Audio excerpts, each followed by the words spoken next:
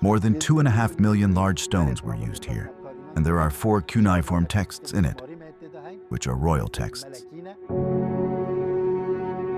And is considered the oldest water canal in the world that has remained in its old form to this day.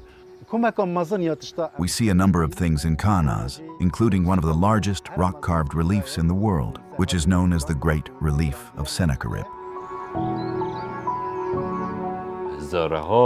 There are thousands of other archaeological sites that will be discovered in the future and revealed to the public.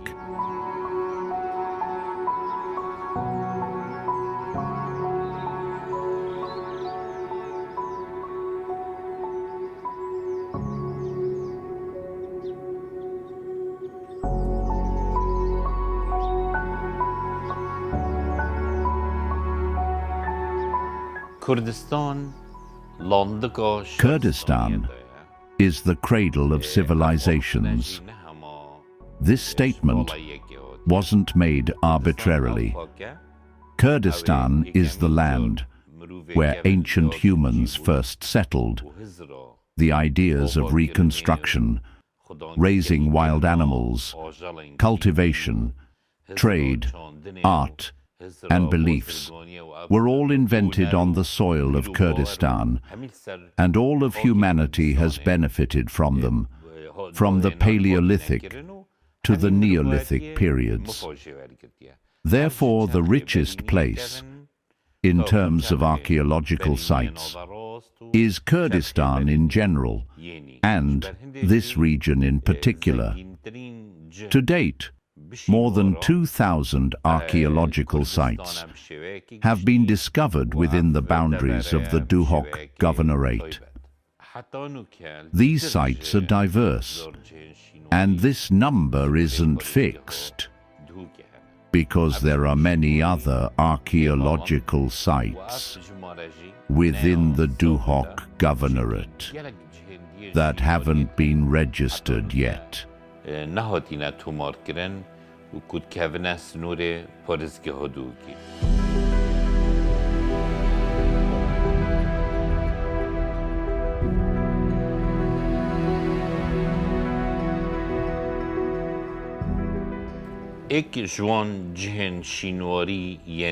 of the most important archaeological sites in the center of Duhok city is Chastun, 4 columns. Chastun, as its name suggests, derives its name from the 4 carved columns in the main Zoroastrian temple. The site consists of 3 types of temples, one of which is open. The open temple has no walls or roof, just a flat space with 4 fire altars, because in that era, before Christ, Zoroastrians initially believed that worship could not be confined within 4 walls. Therefore, their temples were elevated and open. There are also several other places connected to the Zoroastrian religious rituals in the temples. They believed that 4 elements were sacred and needed to be protected: water, fire, air, and earth. Therefore, the construction of Chastun is based entirely on the number 4, 4 columns, 4 niches, and their platforms are square. All the fire altars of Chastun are carved into the mountain and consist of 4 pillars. If you look at it, everything in Chastun is built on the number 4. This place is considered unique and evidence of the widespread Zoroastrian beliefs in ancient Kurdistan, from Kermanshah to Hasan Kaif near Amedi. This site is one of the rare and very important sites for all of Kurdistan, because it expresses an important historical period for the civilization of Kurdistan.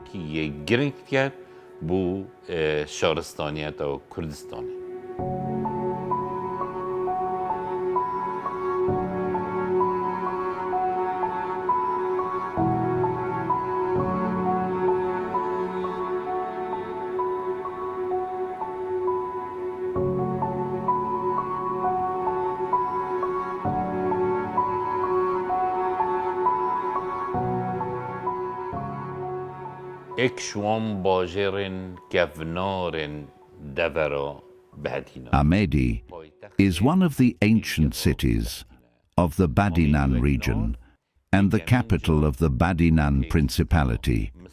The name Amedi first appeared in cuneiform texts, Musal's Sauda, Black Stele, in line number 121, dating back to the 8th century BC.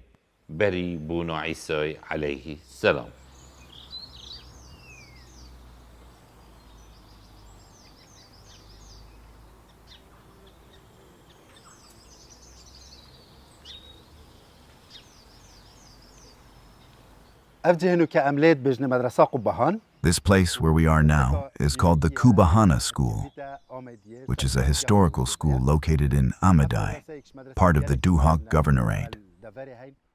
This school is one of the oldest schools in the region and has been well preserved. Historical sources indicate that it may have been built during the reign of Sultan Hussein Wali in the 16th century AD. We have a manuscript that says, "I dedicate this manuscript to the Qubahana School in Amedi." Until the 1960s, there was still education in this school, but after that, it was neglected. And many manuscripts were taken to Baghdad and preserved in the Baghdad school. Those manuscripts discuss the history of this place, and many of them were written here, in the Qubahana School. Therefore, we can say that this building has historical value, in addition to its social and scientific value. It's a very important archaeological site that we have in Amedi. In 1903, Mark Sykes, an English explorer and politician, came here and visited this school and took the oldest picture of the school. But the picture isn't very good. However, it's clear that the school was ruined, especially the large dome. So we believe that the large dome collapsed in 1903, and after that, other parts slowly collapsed until 1961, when it was slightly modified and renovated. But the renovation wasn't good, and parts of the school continued to collapse.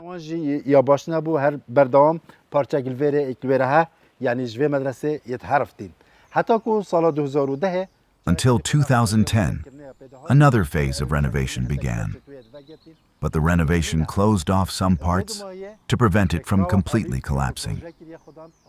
Recently, the Alif organization has taken ownership of the project, along with the French organization AFPU and several Duhok archaeological agencies, to preserve the building through renovation and turn it into a tourist attraction. There are many opinions on what to do with this building after its renovation. Some prefer to turn it back into the school it once was, but this isn't suitable for such a place. Most other opinions suggest that this building and the remaining parts should be preserved and renovated, and then turned into a tourist attraction with various activities. For example, some of our complete rooms can be turned into archive rooms for the school and displayed so that visitors can learn more about the history of the school.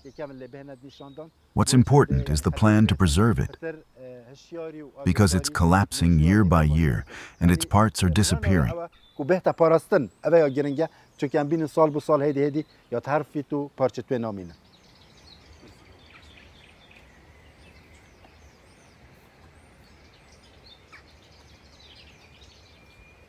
Archaeological sites in Kurdistan are very important because they are part of the ancient Mesopotamian civilization.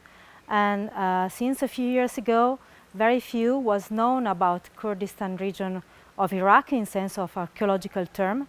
And since 2010 and 2012, the archaeological reconnaissance of Kurdistan region of Iraq allow us to discover much more on the history of this crucial region in Western Asia. For me and for people from all over the world, the archaeological sites are important because they give us the opportunity to understand much more of the history of such an important culture into the world. And for me, they are very interesting because below them we can find a lot of stratigraphical units and a lot of stratigraphical periods that can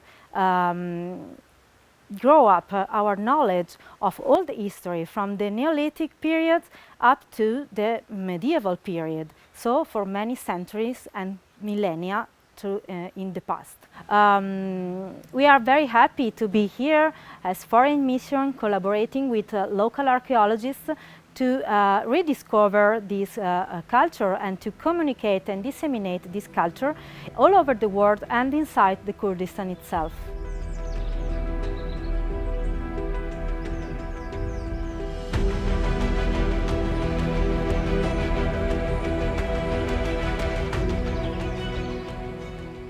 There are many rare archaeological sites in Amedi, some of which date back to centuries BC, including the Western Gate, the Badinan Gate, the Spiny Gate, and the Sakaba Gate.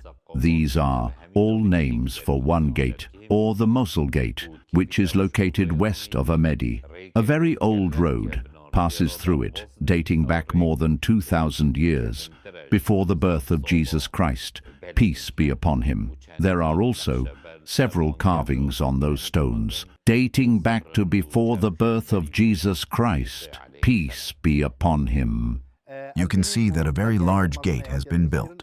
There were only 2 gates in Amedi, one of which was the Zibar Gate, which no longer exists.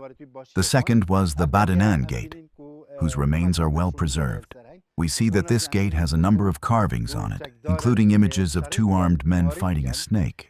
This is a belief or evidence that fighting snakes and dragons existed in very ancient beliefs. This gate has passed through many historical periods and has been damaged by natural events. In 1973, the gate completely collapsed. At that time, the Iraqi government renovated the gate in the 1980s, but the renovation was done unscientifically, which caused all the stories of the gate to be lost. However, with the recent renovation, we were able to restore the dragon and the main pattern on the gate to its natural place and see it again, making it an important piece of evidence for Nowroz and the Kurdish New Year, because we had never seen an image of a dragon as it appears in the Nowroz legend in any archaeological site. But now the image is on the Amedi Gate, as well as the hero who expresses the heroism of Kawa, who killed the dragon. So this is a very important work for Kurdistan in general, and for Amedi in particular. And we plan to write and publish a book about it in the future, and make it available to our readers, our people, and foreigners about that gate.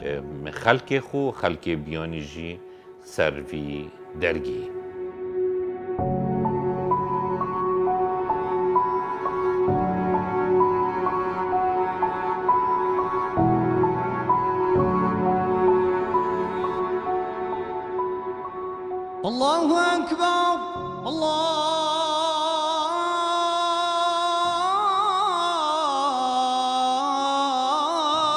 Akbar. The Great Mosque of Amedi, which is a very important archaeological site, is located in the center of Amedi and has a tall minaret. According to historical sources, It appears that the mosque was originally an ancient temple, a Mithraic temple, which was later used for other periods until it became a mosque. This mosque is the most important mosque in the region and the oldest mosque that still exists. Inside the mosque, there used to be a wooden pulpit, which was moved to the Baghdad Museum in 1940 and is now one of the antique items in the Baghdad Museum, where it is preserved. It has an inscription that mentions Hakim Karaji, son of Abdullah, who made that pulpit out of wood during the time of Badr al-Din Lutlu and placed it in the Amedi Mosque. Unfortunately, in 1940, that pulpit was taken to the Baghdad Museum, and another wooden pulpit was placed in its place, which is still there today. Regarding the minaret, there are different opinions about it. Some believe that it was built during the time of Badr al-Din Lutlu, while others say no, it was built during the time of Sultan Hussein Wali.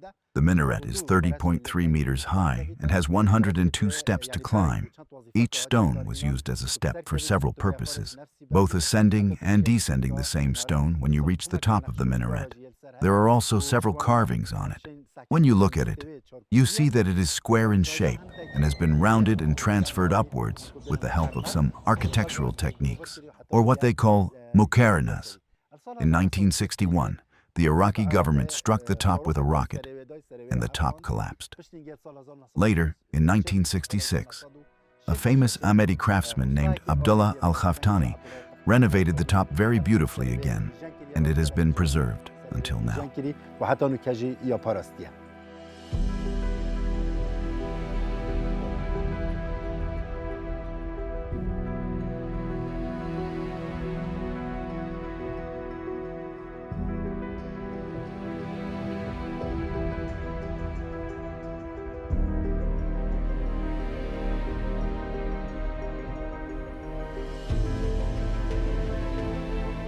Rudaw الزاخو انكو برابري برامازون جالك نوفيتين. The Dalal Bridge in Zako, or the Stone Bridge, the Big Bridge, the bridge has many names, is considered one of the rare monuments in the field of bridges, which is still used by people to cross from this side of the Kaba River to the other side of the Kabul River.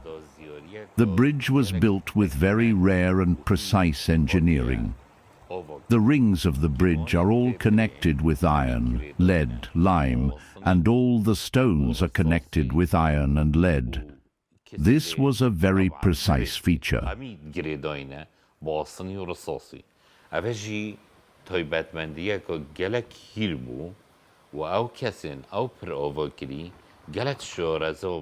Those who built the bridge were very knowledgeable in the field of construction and took into account the rise in water level and the waves of the Kaba River in that era, and were able to create several water-breaking secrets to defend against the water, and were built in a very solid engineering way, so that the more weight on the bridge, the more it can withstand. According to the history of the bridge, many things were said about it.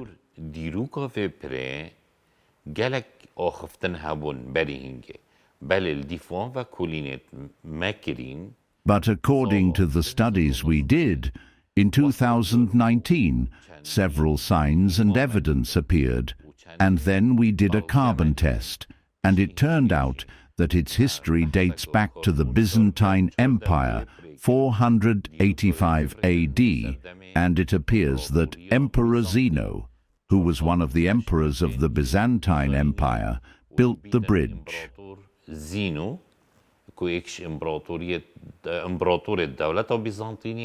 We have evidence for these statements, and these facts and information will be made into a large book in the near future, which will be more than 400 pages, printed and published as a result of the scientific studies conducted on the Dalal Bridge in Zako.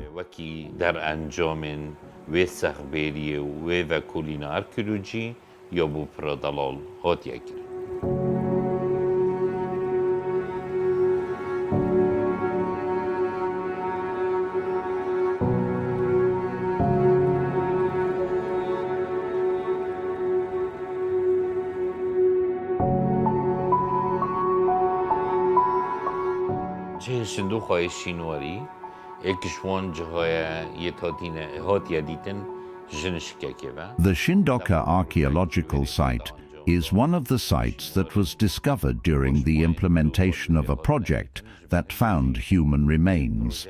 So an archaeological project was carried out there and investigations began. The name of that city is mentioned in cuneiform texts from 1800 BC as a city of the Mitanni state.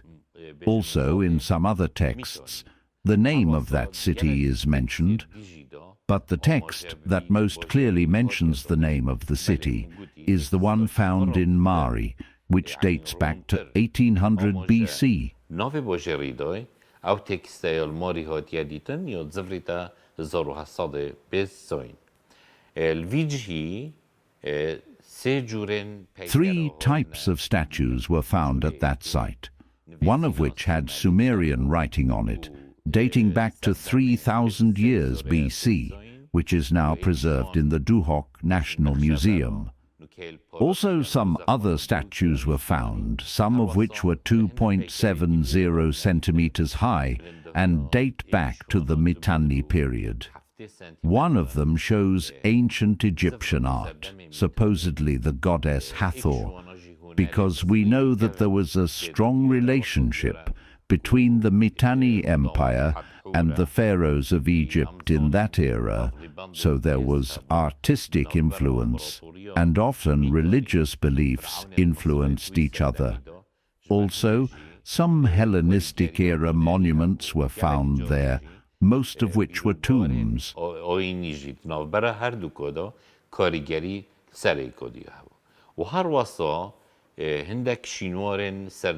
One of those tombs is now preserved in the Duhok National Museum, dating back to 200 years AD. Regarding those monuments, I published a book in 2013, and the results of all the studies were revealed and published in the book.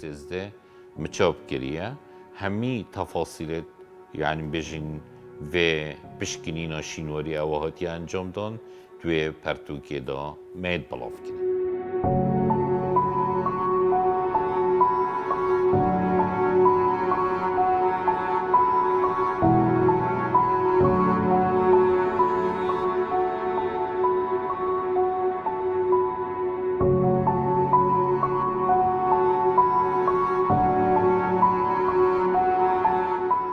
شكفتا هلامتا ایک شوان نقشبرن دین گرنگه.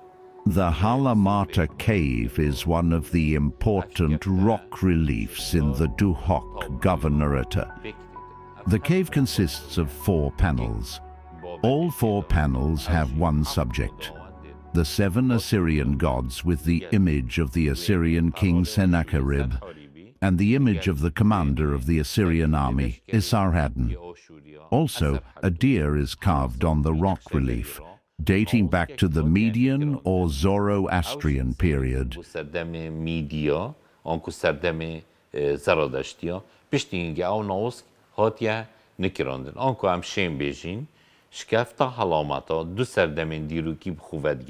We can say that the Halamata cave shows 2 important historical periods, the Assyrian and Median periods. Also in 2019, 2020 and 2021, one of the rare discoveries that we made was the rock reliefs of Joa Faidi by our teams.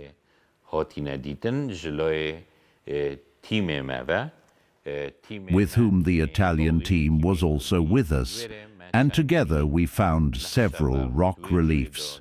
The rock relief is the same image and carvings as those found in the Halamata cave.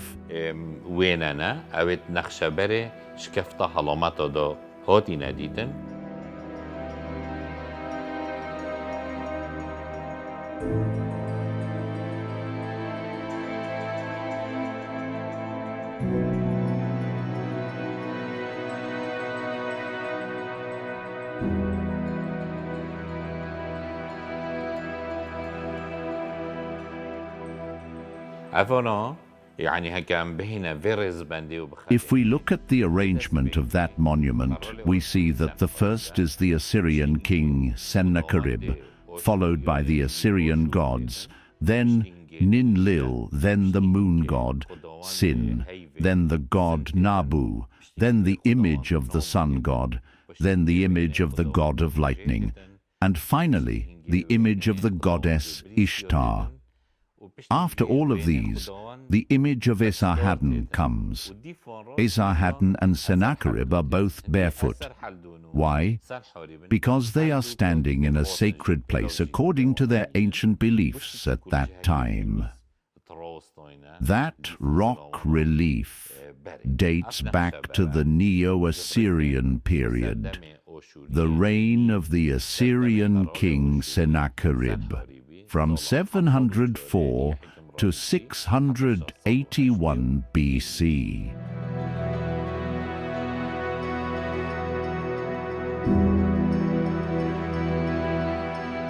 I'm Dr. Emma Pomeroy. I'm in the Department of Archaeology at the University of Cambridge, and I'm part of the Shanadar Cave project team. So looking at Kurdistan more widely, I'm part of the team working at the site of Shanadar Cave, where we're excavating archaeology of Neanderthals and modern humans.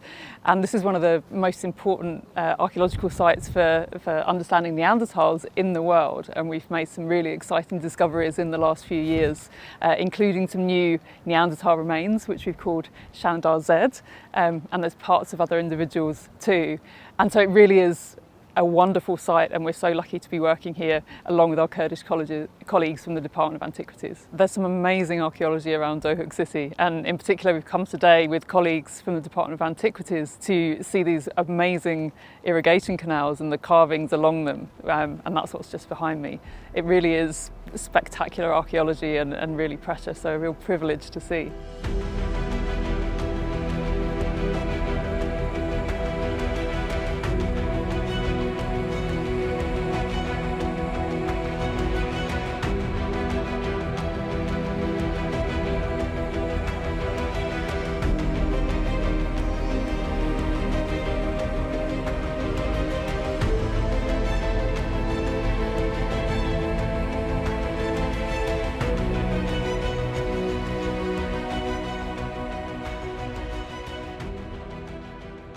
Khanas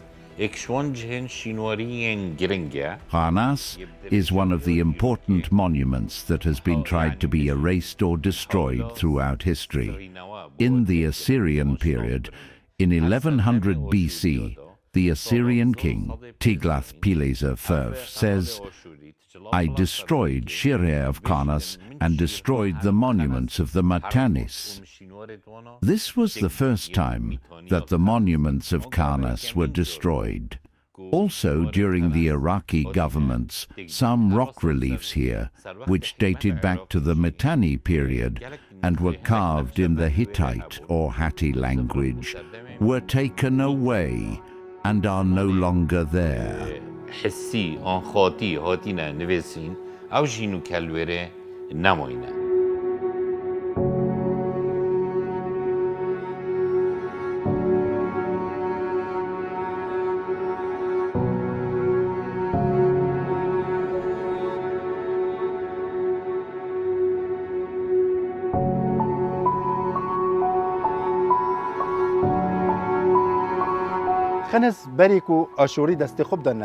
Before being occupied by the Assyrians, Karnas was one of the cities of the Urartians who ruled at that time. But in the 9th century BC, the Assyrians attacked and occupied it and ruled it. Later, it was thought that between 750 and 681 BC, the Assyrian king Sennacherib thought of building an irrigation project there. We see a number of things in Karnas, including one of the largest rock-carved reliefs in the world, which is known as the Great Relief of Sennacherib. We see Sennacherib carved on both sides of the relief, and between the two images, we see the important god of the Assyrians, Ashur, sitting on a mythical animal called Mushkushshu. Mushkushshu is that mythical animal that we can say has the tail of a snake, the feet of a bird, and the head of a demon, that is, a mixture of several animals and creatures, which is a special and sacred animal of the god Ashur. In front of him, we see the god Mulisu standing, holding something in his hand, which he offers to Sennacherib. This is the great relief. Also, in 12 other places, we see that the Sennacherib relief was created. In all 12 places, they are the same. In front of it, there are a number of symbols and signs of gods, that is, the gods of the Assyrians, especially the important god of the Assyrians, Ashur, Sibittu, as well as the sun god Shamash and the moon god Sin, who were created in front of it. The important thing here is that there is a cuneiform text. In that cuneiform text, Sennacherib talks about that project and how he transports water from here to Nineveh. At the beginning of the text, he talks about the gods who support his beliefs in that great project that he is creating. Also, in the middle of the text, he talks about the oaths that people have come and brought water from. At the end of the text, he curses those who try to distort or remove the text. Also, in the water, we have a large stone with a winged bull carved on it, called Lamassu, with the image of a group of people. Unfortunately, we don't know when that carved stone fell into the water. There is now a large project with the University of Udine, in partnership with the Duhok Directorate of Antiquities and Heritage, to include these sites in the UNESCO World Heritage List. Therefore, there is a broad and comprehensive plan to renovate all the sites. Last year, some sites were renovated, as well as the great relief of Sennacherib.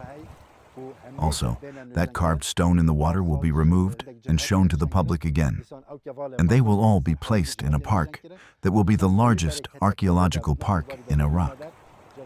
The plan of the University of Udine, together with the Duhok Directorate of Antiquities and Heritage, is to preserve and renovate this site and include it in the World Heritage List.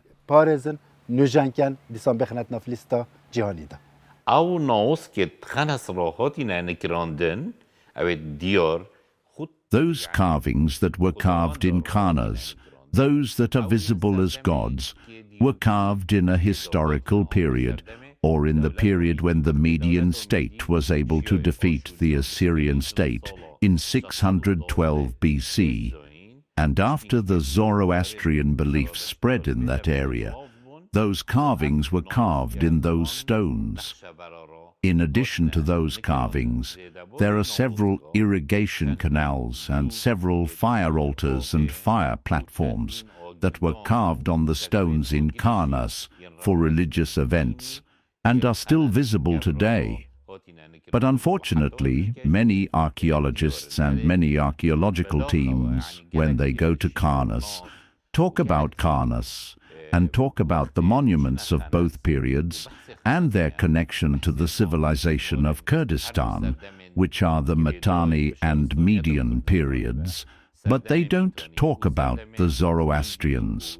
They only focus more on the Assyrian or Sennacherib period. This is wrong according to the sciences of archaeology, because every archaeological site must be described as it is in reality. For more information, we published a book on khanas in 2013, in which we talked about it in detail. We have also talked in detail about the text that the Assyrian king, Tiglath-Pileser I, wrote in the 1st century BC, 1100 BC. His opinion on how it was written has been translated into Kurdish. Anyone who wants to can read it and get that information.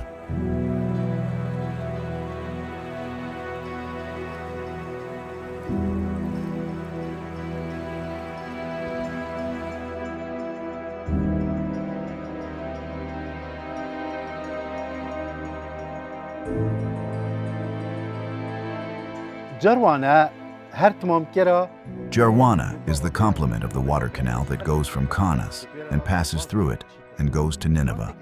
In those cuneiform texts on the Jarwana canal, Sennacherib, the king of Assyria, talks about himself and says that in a deep valley, I wanted to pass water from Khanas to Nineveh in order to make Nineveh and its surroundings green.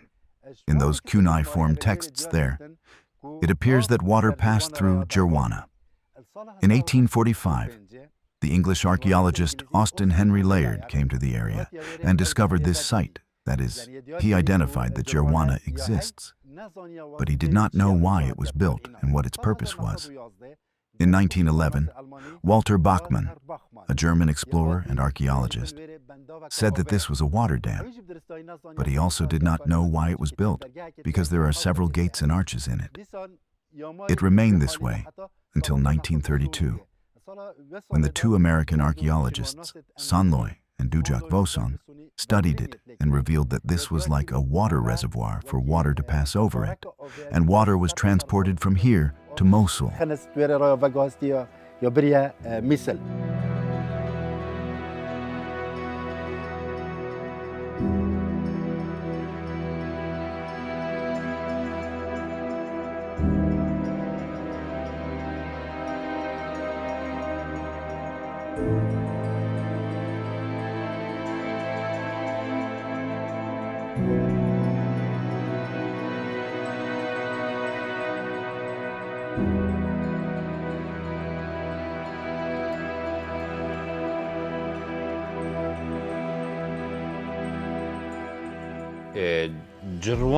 Jerwana is another of those rare monuments of Kurdistan, but in a different way, and is considered the oldest water canal in the world that has remained in its old form to this day, or has not been tampered with and remains as it is. More than 2.5 million large stones were used here, and there are 4 cuneiform texts in it, which are royal texts, that is, of King Sennacherib. In the first text, the king praises himself and says, "I am Sennacherib, king of the world, king of Assyria. I have brought water to Nineveh from a distant land." In the second text, he talks about which city he collected the water from, and talks about Gamagara, which may be Masti Grigomi, talks about Canossa, which is Kanas, and also talks about a number of other oaths that he collected water from and then transported it to Nineveh. Also, in the third text, he talks about how a number of gods, according to his beliefs, supported him in that great water project that he created and to transport water from here. Jerwana is one of the most important monuments in the world, which is taught in all universities of the world in ancient history. How water is passed over a bridge. They were able to transport that water from Kanas to Nineveh for a length of 80 kilometers and irrigate it, or, as he says, make it green. This is also very important for us, because the story of building a dam and irrigation is a rare thing, and very important for the civilization of Kurdistan.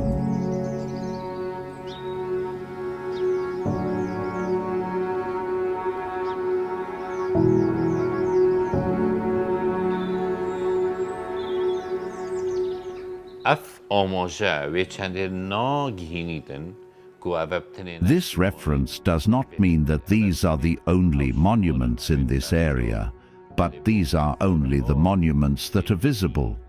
But there are thousands of other archaeological sites that will be discovered in the future and revealed to the public. Or what we talked about was only a little of the history and civilization of Kurdistan. Especially in this area that we talked about, there is still much to be studied about them.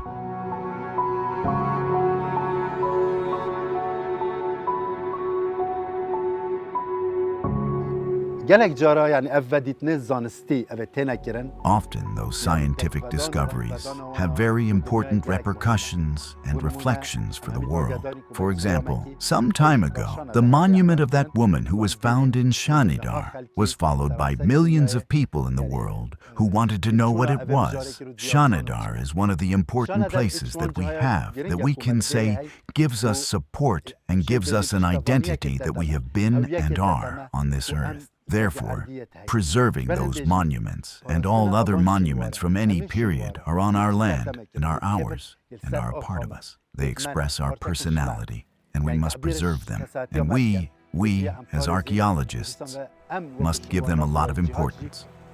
renovate them, and show them to the public. And the public, in turn, must protect them and make them a part of their history and culture.